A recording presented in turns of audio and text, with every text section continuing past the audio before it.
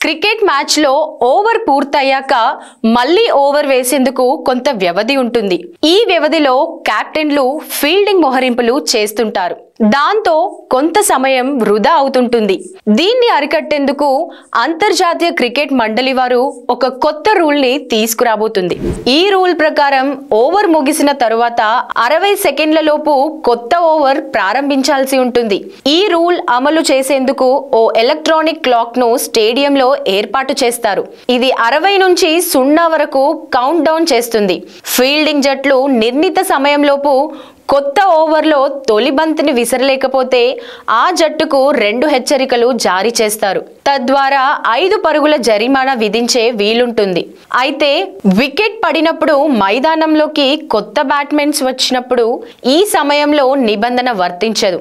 Drinks సమయంలోనూ, గాయపడిన ఆటగాడు మైదానంలో చికిత్స పొందేందుకు అంపైర్లు అనుమతించినప్పుడు, ఫీల్డింగ్ జట్టుకు సంబంధించిన కారణాలతో సమయం వృధా అయినప్పుడు కూడా ఈ నిబంధన వర్తించదు.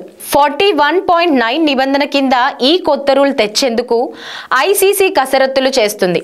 తొలుత దీన్ని ప్రయోగాత్మకంగా అమలు చేయనున్నారు. ఈ డిసెంబర్ నుంచి వచ్చే ఏడాది ఏప్రిల్ వరకు జరిగే దాదాపు 59 అంతర్జాతీయ మ్యాచ్ల్లో ఈ కొత్త రూల్ను అమలు చేసి పరిశీలిస్తారు. డిసెంబర్ 12న వెస్టిండీస్, ఇంగ్లాండ్ జట్ల మధ్య జరిగే తొలి T20 ద్వారా ఈ నూతన నిబంధన తీసుకురానున్నారు.